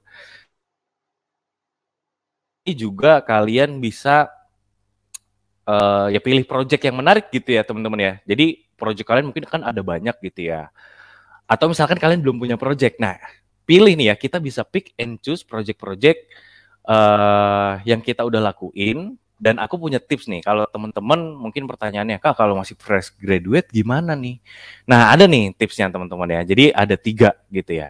Ada present, ada past, future gitu ya. Jadi kalau misalkan kalian mau punya project kayak gitu, nah di sini kalian bisa masukin, cek dulu nih, project kalian tuh ada yang sekarang dikerjain nggak nih? Maksudnya yang emang kalian kerjain bisa nggak dimasukin ke portfolio gitu ya. Itu dari present. Kalau pas ya cek ya. Mungkin kalian lupa nih gitu. Kalau misalkan project itu tuh sebenarnya udah pernah nih kita lakuin, cuma lupa aja mungkin gitu. Nah, coba lihat lagi dari pasnya ya, dari masa lalu kalian. Nah, terus future. Nah, ini future ya. Jadi kalau kita belum punya portfolio, kita bisa bikin kayak gitu. Ya kalau SEO ya bikin aja artikel gitu kan, contoh-contoh artikel, atau misalnya buat contoh artikel maksudnya ya, buat contoh artikel di portfolio. Kalau enggak ya teman-teman ngeblog gitu kan, itu udah jadi portfolio tuh kalau jadi content writer. Atau ya kalian punya website gitu, bikin website, itu bisa dimasukin ke portfolio gitu ya. Nah terus itu interesting ya kayak gitu. Terus gimana caranya nemuin project gitu. Yang kedua adalah relevan nih teman-teman. Jadi pastiin ya, tadi kita udah tahu misalkan project-project kita banyak nih, tapi tetap kalau misalkan teman-teman misalnya apply-nya sebagai list gitu ya. Nah, itu harus disesuaikan gitu. Ya udah berarti yang konteksnya nyambungnya sama SEO gitu. Ya, harus dengan yang relevan gitu. Misalkan kalau SEO itu ya content writer bisa gitu ya. Terus benerin website ya atau optimize di artikelnya atau landing page-nya ya biar supaya masuk ke Google. Nah, teman-teman sebenarnya kalau misalkan di SEO nggak usah masukin kayak performance gitu ya atau Facebook Ads. Nah, itu tuh udah beda universe sebenarnya. Kecuali konteksnya adalah digital marketing portfolionya atau teman-teman apply-nya sebagai digital marketing. Nah, itu nggak apa-apa, masukin beberapa channel ya. Cuma kalau udah apply-nya SEO spesialis, pastiin sesuai dengan project-nya gitu ya, yang relevan gitu. Yang ketiga adalah easy to read nih ya. Jadi buat bikin portfolio ini udah harus banget kayak gitu, easy to read. Kadang portfolio itu tuh bisa aja kebanyakan, dikitan gitu ya. Nah, di sini kalau bisa teman-teman bikin yang emang mudah dibaca. Gimana sih Kak? Pertama ya, kalau misalkan di project ya, job desk-nya harus jelas gitu ya. Goals dan job desk-nya harus jelas gitu. Terus kalian bisa share progress ya, apa aja yang udah kalian lakuin, bahkan achievement-nya ya gitu. Nah terus jangan terlalu banyak teks kalau bisa. Ya karena recruiters itu sibuk nih teman-teman. Ya jadi mungkin yang apply itu ada ratusan kan. Nah portfolio itu kalau bisa compact gitu. Maksudnya jangan terlalu banyak juga, jangan terlalu dikit juga. Pas gitu ya. Nah nanti kita akan coba review ya teman-teman portfolionya biar kita ada gambaran gitu. Oke, itu ya elemen penting buat bikin portfolio. Next. Nah, terus do's and don'ts-nya apa sih Kak? Kayak gitu, yang boleh dan tidak boleh dilakukan di portfolio. Nah, di portfolio ya pertama ya introduction-nya harus engaging. Ya, tadi kalau misalkan about me-nya ya kalian masukin kenalan diri dulu, oke. Nah, terus kalau punya experience itu di-mention ya. Cuma kalau masih fresh graduate gimana Kak? Kata-katanya tuh harus menarik teman-teman. Jadi kalian bisa bikin passion gitu. Misalkan saya passion atau passionate di mana gitu kan. Misalkan di SEO spesialis gitu. Karena emang suka nulis dan suka research gitu. Nah itu boleh banget disebutin. Jadi skill copywriting-nya udah mulai nih di sini teman-teman. Dipakai ya kayak gitu. Jadi harus bikin introduction yang engaging. Yang kedua adalah bisa nyebutin goals ya, kayak gitu. Jadi kalau di project apalagi nih ya, goals itu tuh harus disampaikan teman-teman. Misalkan kalian di satu website gitu ya, atau ngerjain project sosial kayak gitu. Misalkan naikin brand awareness ya, kalau di sosial media bisa naikin apa nih, followers atau engagement rate gitu kan, atau kalau di performance ya atau paid ads ya meningkatkan revenue gitu kan. Nah ini harus jelas teman-teman ya, goals atau objektifnya. Yang ketiga adalah ceritain ya channel-channel apa aja yang kalian pakai ya kan, atau kalian punya klien siapa atau pernah kerja di mana. Yaitu minimal 3 ya yang relevan dengan job yang kalian apply gitu. Yang keempat adalah function-nya nih ya. Jadi ya channelnya misalkan ya Facebook Ads ya udah ceritain Facebook Ads itu function-functionnya ngapain tuh, atau highlight-nya ya kayak di Ads itu kalian ngapain aja. Jadi kalau di Facebook Ads itu biasanya ya research ya target market, terus convert itu tuh jadi target audience kita gitu kan. Kalau di Facebook Ads bikin structure campaign ya, kalau nanti belajar di RevoU pasti belajar tuh bikin structure campaign di Facebook Ads kayak gitu. Kalau misalkan SEO ngapain ya itu tadi ya fungsinya pasti akan meliputi keyword research, competitor research, on page, off page optimization gitu ya, sama gimana cara kita mengukur performance SEO-nya gitu. Ini harus jelas ya fungsinya. Terus adalah EQS. Nah ini ya, jadi masukin project akan mau pakai achievement nih ya, bisa pakai metode EQS. Apa nih Kak EQS? Action verbs kuantitatif spesifik ya. Apalagi nih Kak? Oke, ini maksudnya pakai kata-kata yang engaging juga nih ya. Jadi pakai kata-kata yang menarik. Misalnya di salah satu campaign sosial media deh ya. misalkan pakai kata-kata berhasil meningkatkan followers ya atau engagement rate berapa persen kayak gitu ya. Jadi simple ya teman-teman, bikin kata-kata yang emang mudah dimengerti dan simple seperti itu, EQS ya. Terus don'ts-nya nih ya, tadi do's-nya, sekarang don'ts-nya. Apa sih Kak yang nggak boleh? Nah, jadi kalau di digital marketing-nya, kita itu kalau bisa jangan share ya exact budget nih atau result-nya sebenarnya teman-teman ya. Kok nggak boleh Kak? Kan itu yang bikin impress tuh. Nah, ada caranya teman-teman. Jadi kalau misalkan mau share exact budget itu misalkan exact budget gak boleh ya teman-teman. Tapi teman-teman bisa nih share exact result-nya. Nah, kenapa sih Kak nggak boleh share exact budget? Karena misalkan kita tampilin ya salah satu strategi digital marketing itu tuh budget teman-teman. Ya, jadi ada strateginya tuh. Kalau di Revoyu nanti belajar yang namanya media. Nah, ini jadi konfidensial teman-teman ya. Jadi kalau di company misalkan, ini contoh aja ya dan nggak boleh dilakuin. Misalkan kita handle campaign Facebook Ads itu 10 juta per bulan. Nah, itu nggak boleh teman-teman. Ya, jadi share aja projectnya, terus resultnya apa. Ya, jadi apa yang kalian lakuin dan resultnya. Misalkan kalau share result pun, jangan share exact number-nya juga. Misalkan berhasil meningkatkan atau mendapatkan revenue 700 juta. Nah, itu nggak boleh.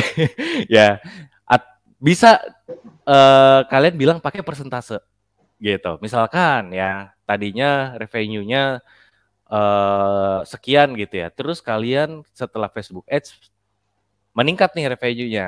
Nah, kalian bisa mention kayak meningkatkan revenue sekitar 30% ya atau 30 sampai 50% setiap bulannya atau dalam periode tertentu.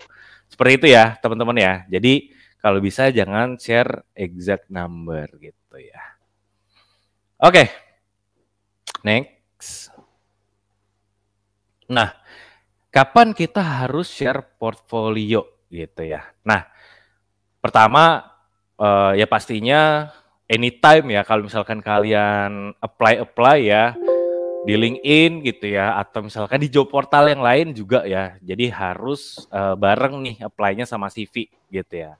Nah, tapi kalau di LinkedIn kan enaknya kita bisa di attach gitu ya, dan orang-orang bisa ngelihat gitu. Dan ini akan bagus kalau kalian open to work ya. Nah, HRD itu kalian langsung bisa dilihat tuh portfolionya. Jadi akan menambahkan reach-nya kan, kayak gitu. Jadi penting juga tuh ya kalau misalkan kalian lagi open to work, posting aja portfolionya. Nah, jadi di situ bisa langsung dilihat sama HRD-nya dan kemungkinan kontaknya kan akan lebih bagus gitu ya. Terus ya pastinya ya together with CV. Nah, terus kalian bisa juga nih teman-teman ya. Jadi sebelum kalian melakukan interview ya, nah di sini tuh sebenarnya ya kalian udah share kemana-mana itu bagus ya. Jadi sebelum kalian melakukan interview sama HR bahkan sama user, ketika kita bikin portfolio ini, kita akan jadi lebih kebantu kayak gitu buat proses interviewnya. Kalau ditanya kalian ngapain aja sih? Nah, itu udah bisa nyontek kan di portfolio. Kalian sedikit udah mulai terstruktur tuh jawaban-jawaban untuk interview gitu. Dan di situ ya penting juga buat portfolio ya. Dan udah bisa langsung di-share kemana-mana gitu ya. Jadi sebelum interview kalau bisa sudah kalian distribute ya portfolio kalian. Terus setelah interview selesai gitu. Nah, ini kalau kalian udah selesai interview biasanya kan kalau kalian mau thank you gitu ya, say thank you by email, bisa attach portfolio kalian. Atau kalau kalian nih pede banget ya setelah interview, ya kan tadi udah dijelasin tuh interview, cara interviewnya ya, sama Kak Amel, terus nego gaji gitu kan. Nah, kalau kalian lagi interview, terus misalkan ada project yang agak kurang jelas nih gitu, kalian belum mention. Nah, kalian bisa minta waktu ya buat ngejelasin sedikit tentang portfolio kalian, misalkan 5 menit gitu ya, buat ngejelasin portfolio kalian, itu nggak apa-apa. Yang penting teman-teman percaya diri aja. Nah, itu boleh ya, nge-share, jadi interview sessionnya, setelah interview session maksudnya, itu ngejelasin portfolio kalian gitu masing-masing. Wah itu cakep banget ya kalau punya percaya diri yang sampai seperti itu. Itu bakal impress ya si user Mulai cewek. interviewnya gitu ya, atau interviewnya. Mulai cewek. Oke, next. Mulai cewek. Nah, Aman. kapan sih harus add a project gitu ya ke dalam portfolio? Nah ini sebenarnya tadi udah aku mention ya guys. Jadi kalau misalkan kalian punyanya sendiri itu ada 3 ya teman-teman. Past, future sama pas present, past, future kayak gitu. Jadi teman-teman cek lagi ya yang ada apa enggak di masa lalu, ada apa enggak. Kalau misalkan nggak punya buat aja gitu. Atau ikut mini course kan ini dikasih tugas bisa banget tuh ya. Buat portfolio. Nah, kalau di teman-teman nanti ikut full course-nya nih, ya, jadi teman-teman pas di full course-nya itu bakalan disuruh bikin mock up bisnis sebenarnya, ya. Jadi teman-teman akan dibuat satu tim gitu ya, ada tim-timnya dibagi gitu. Nah, nanti di situ buat bisnis baru, kayak gitu. Dan setiap channel digital marketing itu tuh pakai bisnis itu. Dan ketika misalkan di Facebook Ads, nah kalian akan dikasih budget nih dari Revoyu, jadi bukan ngeluarin uang lagi ya. Nah di situ tuh bisa jalanin campaign dan hasilnya itu bisa dimasukin ke portfolio. Itu baru dari Revoyu Course. Nah setiap channel itu pasti ada projectnya teman-teman, dan itu bisa dimasukin ke portfolio. Pertama ikut Revoyu Full Course ya, bisa buat portfolio. Yang kedua setelah kalian full course nih, nah itu bakalan ada yang namanya Revoyu Labs gitu. Kalau di Revoyu Course itu kalian dikasih project, nah kalian masih campaign, sebenarnya lead sama mungkin bisnisnya itu bisa dijadiin bisa enggak gitu, bisnis kalian lah.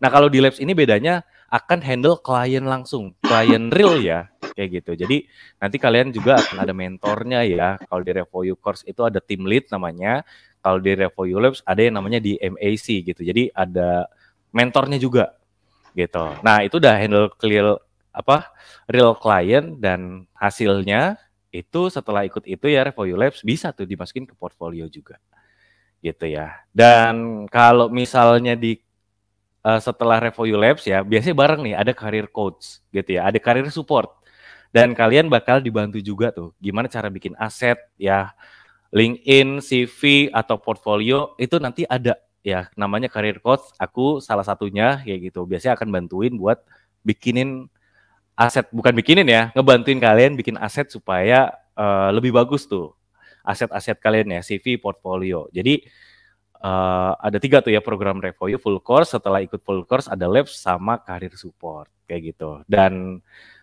enaknya ya ada pembimbingnya semua tuh ya, atau kalian bisa nanya-nanya ke expertnya gitu kalau di Revoyu. Itu ya teman-teman ya. Jadi teman-teman bisa pakai punya sendiri atau udah Revoyu course, ada labs, ada career support juga. Mantep banget gitu ya. Oke, next. Nah, sekarang kita waktunya nge-review nih ya. Oke, Kak Amanda, ada berapa nih yang kita review? 100, 200? Waduh, 200 sampai bulan depan nggak selesai nih Kak Yogi nge-review satu-satu. Oke, hari ini udah dapet terpilih 3 kandidat ya Kak. Jadi teman-teman yang udah submit portfolionya kemarin terima kasih, tapi mohon maaf nggak bisa dipilih semua ya teman-teman. Jadi terima kasih banyak yang udah submit, keren-keren portfolionya. Sekali lagi mohon maaf kita nggak bisa pilih semuanya. Tapi hari ini semoga dari contoh-contoh yang ada bisa punya gambaran ya teman-teman kira-kira portfolio di bidang digital marketing itu seperti apa atau baiknya. Tadi kan udah sempat ada materi ya dari Kak Yogi gitu terkait do's and don'ts gitu. Nah, kira-kira apakah teman-teman yang sudah submit portfolionya apakah ada yang udah bagus banget gitu misalnya, atau mungkin ada yang butuh improvement lagi gitu kan. Nanti hari ini bisa langsung dapat tips dari Kak Yogi. Oke, Kak Yogi udah siap untuk share screen? Mau Kak Yogi atau sudah. aku? Udah, oke, aku baik. aja karena aku udah dapet nih portfolio Amanda. Boleh. Oke, aku langsung share screen aja sebentar. Dari tab aja ya guys. Oke. Udah kelihatan Amanda? Udah. Oke, mungkin Oke. bisa di zoom sedikit Kak, karena agak kecil kalau di aku. Oke. Tapi sebentar, aku pengen kita coba lihat sekilas dulu ya. Aku langsung aja review ya, Amanda ya. Thank you Boleh, ya. silakan Kak Yogi. Sip, teman-teman. Kita coba review bareng-bareng ya, teman-teman ya. Jadi ini aku coba lihat dulu karena kayaknya nih ada 5. Oh, ada 3 ya, karena ada 3 ya. Kita coba lihat sekilas dulu. Oke. Oke, ini masih portfolio yang kedua. Wah, ini panjang nih ya, teman-teman ya. Panjang sekali. Mantap. Oke, yang ketiga SEO semua nih ya. Mantap ya. Oke, teman-teman, kita coba review satu-satu ya, guys. Jadi yang pertama kita ada Rico Luis Antonio nih. Nah, ini good ya. Jadi covernya ini udah ada fotonya ya, profesional gitu. Terus udah ada konteksnya nih. Oh, ini portfolio untuk SEO spesialis ya. Nah, kita lihat nih. Ini covernya udah bagus sih gitu ya. Dari segi desain ya cukup oke ya, kayak gitu. Karena teknologi banget kayaknya gitu ya. Oke. About me ya, coba kita cek. I'm graduate informatics, oke, dari IT ya berarti ya. Mantap. Especially in search engine optimization. Nah, ini oke banget nih ya. Jadi dia ceritain tentang ya ini passion ya. Ini kalimat engaging nih teman-teman. Ini boleh banget ya dipakai. Oke, ceritain pengalaman ya, good.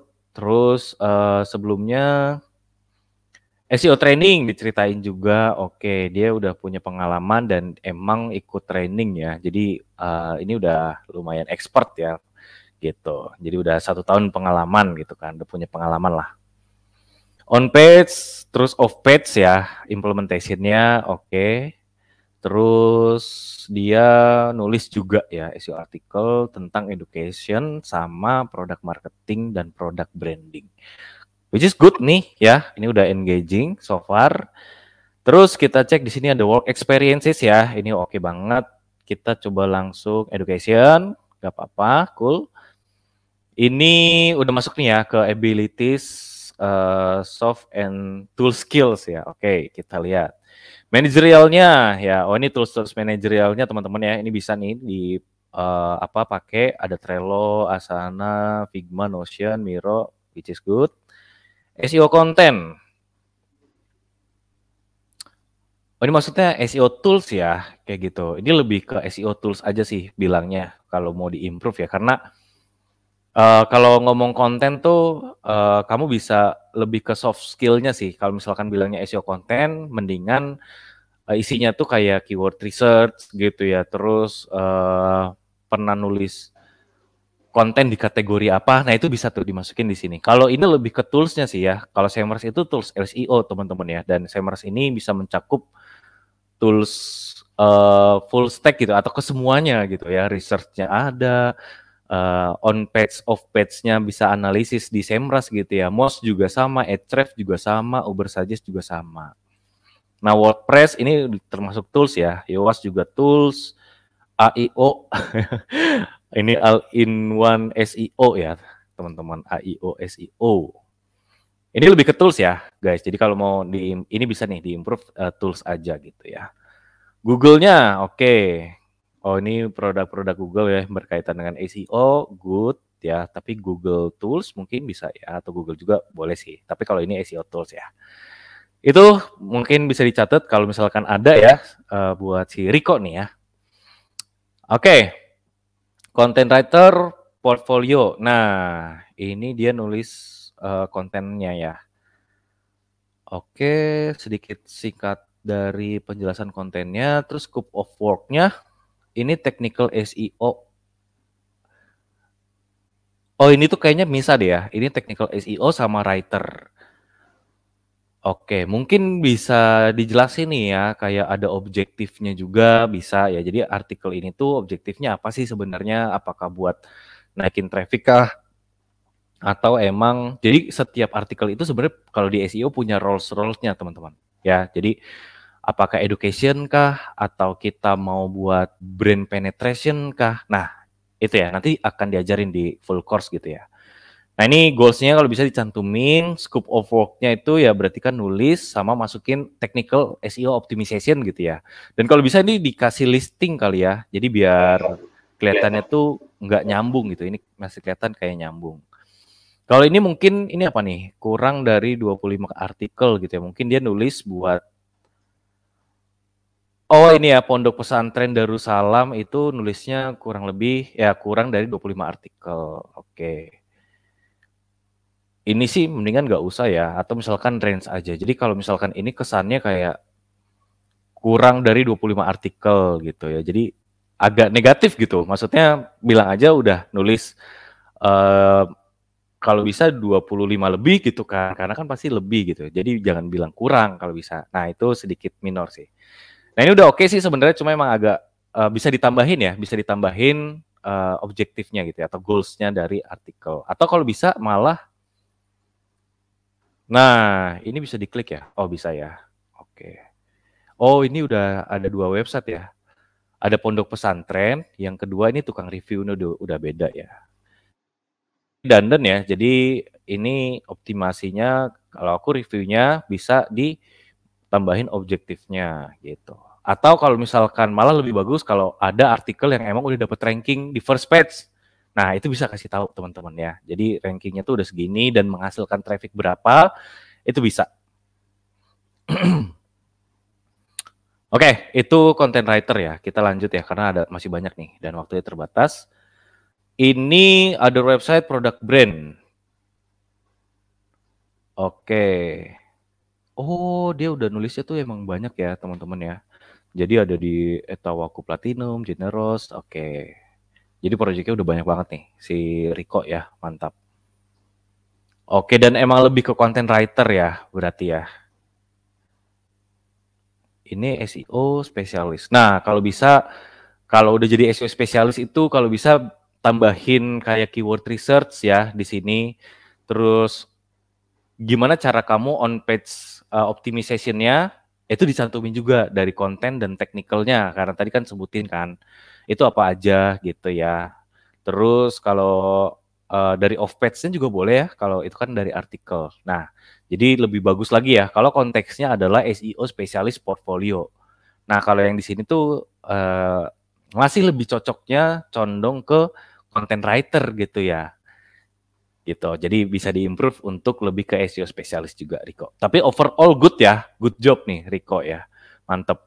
Biar pengalamannya udah bagus dan ke highlight pengalamannya dan lebih impress gitu ya.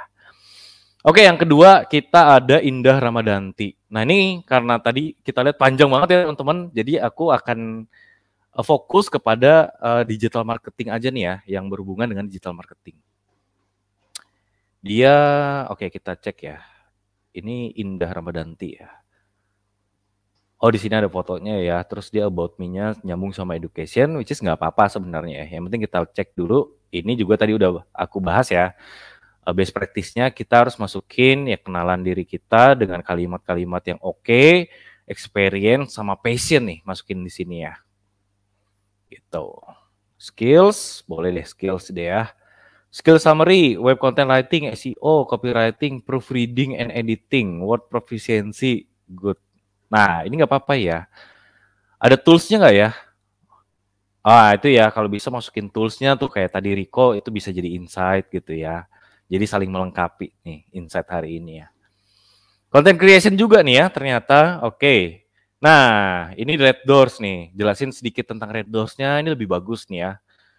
Lebih oke, bisa jadi insight tuh ya. Job desk-nya ya, achievement-nya oke, good. Nah ini goals-nya juga ya. Jadi responsible for making SEO friendly articles for blogs, Red Doors daily.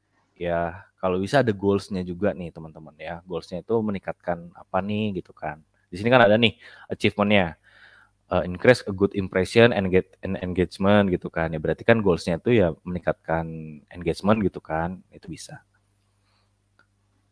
Oh, tapi ini kok di sosial media? Oh, mungkin artikel di-share ya di sosial media ya. Oke, coba kita lihat. Oke, oh ini website result-nya. Jadi artikelnya ada gambarannya gitu ya. Performance on Facebook. Oke. Oh, ini di-share ya berarti ya di Facebook dan wow ini like-nya gede banget loh. 20.000 artikelnya ya, 31 komen dan 42 shares. Ini di ads nggak ya? Ini keren banget sih kalau misalkan sampai nggak di ads ya dan hasil yang organik 20.000 likes itu exposure-nya gede banget sih. Dan sosial media di share artikelnya ini powerful banget sih kayak gitu. Ya, dan ini udah ada ini. Oke, kita cek yang lain dulu ya. Oke, ini sama bentukannya sama. Sebenarnya ini bagus ya. Jadi kayak ada highlight dari website result sama ada highlight dari performance on Facebook dan ini bagus-bagus kan. Ini boleh ditampilin cuma kalau misalkan di portfolio kita sebisa mungkin compact ya teman-teman. Jadi jangan kayak kebanyakan diulang-ulang gitu. Kayak gini kan kayak redundant gitu ya. Nah, ini boleh kalian kasih tahu mungkin 1 atau 2 halaman ya untuk highlight. Dan kalau ini kan sama nih, at least kan. Nah ini bikin listicle aja sih kalau menurutku ya. Jadi biar nggak terlalu panjang portfolionya karena HRD bakal ngelihatnya sekilas gitu ya. Jadi highlight aja ini 1 sampai 2 halaman ya untuk gambarannya nih. Terus dibikin listicle gitu, dibikin list. Mana aja website atau pages yang emang performance-nya bagus. Misalkan kalian bikin top 5 my artikel gitu kan atau top 10 itu oke banget tuh ya. Terus tambahin objektif sama resultnya itu udah mantep banget sih. Nah ini panjang banget nih. Tuh kan ini berapa contoh tuh tadi ya? Kayaknya 5 gitu ya. Oke ini di narasi ya. Ini di narasi video ya kayaknya ya. Perform research on topic or content di YouTube. Oke. Tadi dia konteksnya apa nih portfolionya? Creative writing content creation ya. Jadi emang lebih ke content creation ya di sini ya teman-teman ya. Artikel terus konten-konten TikTok ya, YouTube ya. Mantep nih.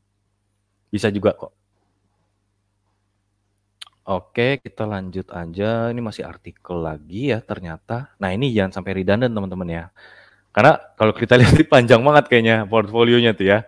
Sampai 22 halaman. Oh, ada fotografi juga ya, 23 halaman. Oke. Mungkin segitu aja ya kalau buat portfolio kita yang kedua. Kalau fotografi sih sebenarnya ya boleh dimasukin added value ya, tapi gimana caranya biar compact gitu ya. Nah, aku sebelum kita ke portfolio ketiga, nggak apa-apa deh, aku lanjut dulu deh ya. Baru akan kasih tahu best practice-nya nih. Gitu, buat gimana sih bikin compact portfolio gitu ya. Nah ini tapi aku coba selesaiin dulu aja deh ya. Content writer juga nih ya, ternyata yang ketiga ini ada, ini summary-nya sih sama ya, harusnya best practice-nya seperti tadi. Pertama dia education, work experience, oke. Technical skill sama certification boleh. Terus dia project pertamanya nih content brief. Oh ini kayaknya tugas ya teman-teman ya dari mini course ya buat content brief. Oke, free certification. Oh di sini ya. Nah ini mungkin linknya agak nggak kebaca nih ya teman-teman. Jadi jangan sampai nih ya linknya di highlight ya kayak gitu. Atau misalkan taruh di sini warnanya agak beda gitu ya. Gitu. Jadi harus easy to read ya kan. Content creation udah oke sih ditampilin di sini. Tapi kalau bisa ya matrix-matrixnya nih ya. Misalkan reach-nya berapa, meningkatkan engagement rate berapa, ini kan sosial media ya. Kalau bisa dibikin seperti itu, ada matrix-matrix yang bisa dilihat. Desain juga ya ternyata ada data analisis ya. Tadi kayaknya SEO spesialis ya. SEO content writer, oke. Nah ini lebih cocoknya lebih kepada konten strategis ya sebenarnya teman-teman. Jadi konteks portfolio itu sekali lagi harus jelas gitu ya. Kalau ini sih lebih kepada konten strategis nih ya covernya gitu. Tapi so far udah oke ya secara desain. Cuma tadi ada minor buat link-linknya hati-hati ya biar kelihatan gitu ya. Oke deh, mantep-mantep ya dari teman-teman di minggu ini. Tapi aku mau kasih lihat best practice tentang portfolio yang bagus nih ya. Coba aku share lagi. Sebentar ya. Nah, Amanda ini udah kelihatan belum ya? Boleh dibantu? Udah Kak, udah kelihatan. Oke. Nah, kalau bisa tadi aku mau nunjukin kan portfolio yang compact seperti apa Kak? Yang seperti ini teman-teman ya. Jadi objektifnya kelihatan, scope of work-nya kelihatan, action-nya kelihatan gitu ya. Terus apa aja nih strategi yang kalian bikin sama content visualization-nya nih. Dan result-nya juga bisa dalam satu halaman nih. Kalau kalian bisa bikin kayak gini nih good banget ya teman-teman ya. Tapi kalau kalian emang dirasa buat 2 halaman atau 3 halaman itu masih oke. Tapi kalau bisa jangan yang redundant kebanyakan ya teman-teman. Karena ya balik lagi portfolio harus compact tapi tetap easy to read gitu ya. Nah ini contohnya ya.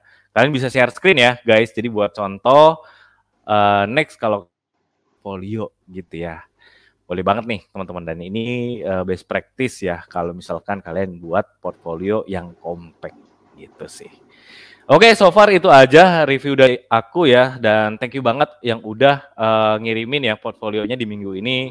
Keren-keren banget ya. Mudah-mudahan improvementnya bisa langsung dipraktekin ya guys ya. Gitu. Buat teman-teman juga nih yang belum nge-share portfolionya dan emang gak bisa gitu. Mudah-mudahan bisa langsung dipraktekin. Sip. Oke, thank you so much Kak Yogi udah bantu kasih materi, udah bantu review portfolio juga. Ini karena udah jam segini, tapi kita masih ada sesi Q&A, mungkin boleh 5 menit ya Kak, sekitar 2-3 pertanyaan. Karena teman-teman udah banyak banget yang bertanya di slide dulu, luar biasa. Kita lihat ada berapa ya ini.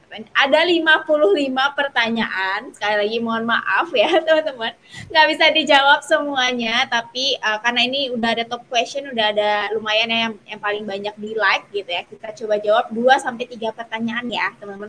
Biar Kak Yoginya nggak kemalaman pulang ke rumah ya teman-teman. Kasian nih. Oke. Kak Yogi langsung aja nih kayaknya ke pertanyaan pertama dari Kai. Izin tanya Kak Yogi, untuk content writer yang masih sedikit pengalaman nulisnya, kira-kira portfolionya harus gimana ya? Lalu baiknya portfolio itu berapa halaman? Oke, nah di sini sebenarnya kalau kalian belum punya banyak pengalaman ya emang kan kalau portfolio itu harus jam terbang ya. At least kalian bisa bikin impress itu belum punya pengalaman, tapi coba deh kalian untuk nulis di blog ya atau bikin artikel yang SEO friendly ya. Nah itu mungkin di mini course kalau kalian udah belajar gitu ya bisa tuh ya dipakai cara-caranya ditampilin di portfolio step by step gimana cara kalian bikin artikel gitu ya. Jadi misalnya bikin artikel yang di highlight itu caranya gitu ya. Misalnya kalian research dulu sebelum bikin artikel dari research keyword apa aja sih yang emang dicari banyak orang nih di Google ya dengan konten kalian yang kalian mau bikin itu di research dulu dari keywordnya yang bagus apa sih target keywordsnya gitu ya. Terus cek lagi kompetitor ya kan. Kalian bisa bedain ya konten kalian dengan kompetitor dan dapetin hasil insight dari kompetitor ya di tiru modifikasi buat konten kalian supaya lebih bagus. Karena kan di SEO itu kan pasti berkompetisi kan, apalagi kita mau dapetin ranking yang bagus gitu. Jadi artikel yang lebih bagus dari ranking satunya di Google tuh hasil pencariannya ya. Terus maksimalin lagi di technicalnya ya, maksudnya misalkan salah satunya itu checklistnya bikin artikel itu title-nya harus menarik gitu kan, paragrafnya jangan panjang-panjang, terus masukin ada keywordnya nih di dalam artikel gitu ya, penempatan keyword itu misalkan ada di title, ada di paragraf pertama, tapi biarin aja keywordnya secara natural kayak gitu. Terus kalau nanti kalian belajar ada sedikit technical, misalkan harus masukin meta description, meta title gitu ya. Nah best practice kayak gitu yang harus emang kalian pelajari dulu gitu. Baru kalian cantumin di portfolio. Ya, jadi kuncinya ya harus impress user atau orang HR-nya nih kayak gitu ya. Biar kalian itu ya dipanggil kerja kayak gitu. Kan orang mau dipanggil kerja kan pasti ngelihat yang emang punya skills dan pengalamannya kan kayak gitu. Jadi kalau misalkan masih sedikit pengalaman, tutupin gap itu dulu ya. Belajar at least kalian tahu gimana caranya bikin artikel yang SEO friendly dan step by step-nya kalian bisa cantumin di portfolio. Seperti itu ya Kak Amanda. Terima kasih Kak Yogi untuk jawabannya dan thank you Kak Yogi buat pertanyaannya, semoga menjawab. Kita move ke pertanyaan selanjutnya dari Anonymous Tika. Cara bikin CV yang menarik dan bagus untuk fresh graduate yang minim pengalaman bagaimana ya, dan cara bikin portfolio yang menarik untuk yang belum pernah bikin. Sama ya Kak Amanda dengan pertanyaan sebelumnya. Jadi kalau mau bikin portfolio yang menarik, kalau misalkan konteksnya adalah content writer gitu ya. Nah, ya ini ya. Jadi kalau yang minim pengalaman, ya kalian kalau di karir support ya, apalagi kalau di Revoyu kan, ya pasti belajar dulu gitu. Biar pengalamannya nggak minim dong, kayak gitu kan. Karena di dunia kerja kalau kalian emang berharap dapat kerja terus pengalamannya masih minim, toh nanti kan ada probation nih teman-teman. Jadi ya kalau kalian udah serius kerja gitu ya, gapnya di tutupin dulu gitu ya. Pengalaman at least sambil belajar boleh ya. Cuma emang kalau di industri, kalau kalian udah masuk pasti skills kan yang akan jadi kuncinya juga gitu ya, yang pentingnya juga, dan kalian bahkan dites juga tuh biasanya kalau jadi content writer atau jadi Facebook ads spesialis ya, atau performance spesialis kayak gitu. Nah dari situ ya itu ya, step by stepnya kalian harus tahu dan harus bisa sampein itu ke user interview gitu ya. Apalagi di user ya. Kalau di HR biasanya kalian akan dites secara general ya, attitude dan segala macam. Tapi kalau di user itu udah langsung ke skills-nya nih. Ya, jadi harus minimal requirements-nya deh ya dari perusahaan, at least kalian bisa cover gitu ya. Jadi kalian bisa analis tuh dari requirements-nya buat di portfolionya, kira-kira minimal kan harus sesuai atau menjawab si requirement tadi kan. Seperti ya buat tipsnya tuh.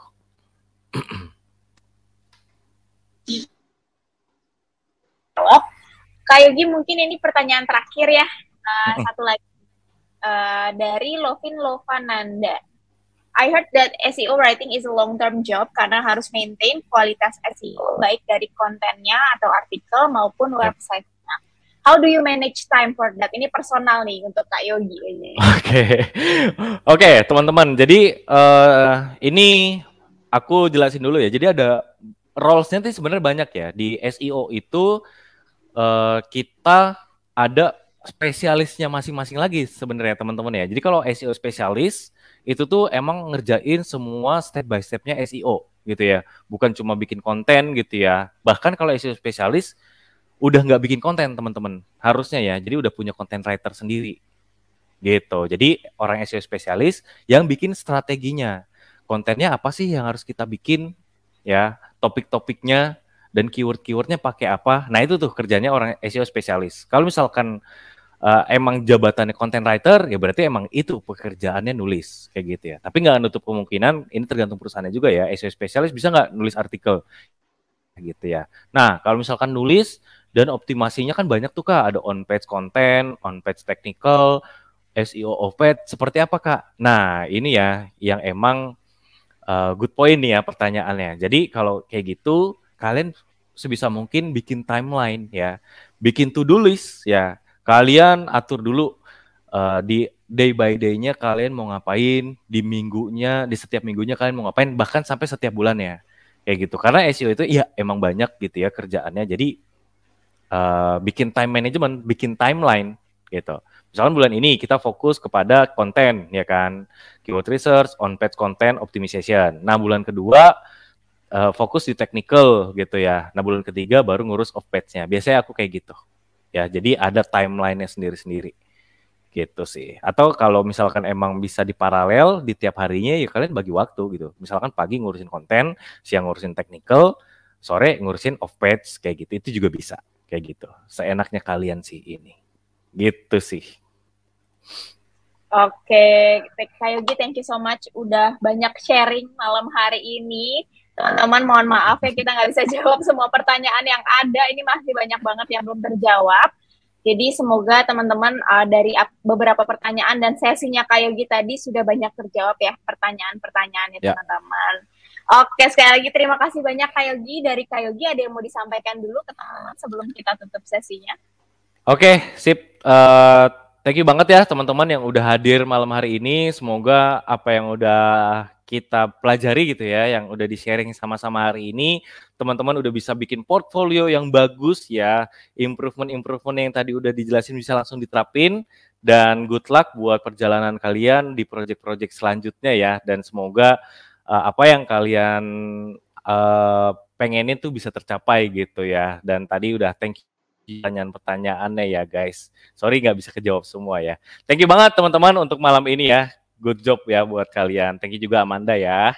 Thank you Kak Yogi, hati-hati di jalan ya Kak Yogi. Semoga selamat sampai tujuan. Thank you guys. Thank you banget. Sampai ketemu lagi Kak Yogi. Bye-bye. Oke, gimana teman-teman tadi sesi bareng Kak Yogi? Luar biasa, seru. Semoga dapat banyak insight ya dari sesi hari ini, baik dari Kak Amel maupun Kak Yogi. Oke, sebelum kita tutup sesinya, mungkin sedikit ya aku share terkait review update. Jadi kalau tadi kita udah ketemu sama Kak Amel dan juga Kak Yogi adalah bagian dari review next atau yang bagian career supportnya. Jadi review next itu terbagi dua. Tadi juga udah sempat di-mention ya sama Kak Yogi beberapa kali terkait review labs dan career support. Jadi nanti di review labs itu teman-teman akan mengerjakan project yang akan disupervise langsung oleh mentor dan bisa jadi portfolio teman-teman juga gitu nantinya ke depannya. Terus Kak Yogi adalah bagian dari career support seperti yang sudah panjang lebar juga di share sama Kak Amel tadi ya, kira-kira tips interview, terus negosiasi gaji, itu nanti bisa dibantu juga sama tim career support atau career coach-nya teman-teman di Review Next gitu ya. Walaupun tadi udah di-spill dikit-dikit gitu ya, tips-tipsnya dari Kak Amel.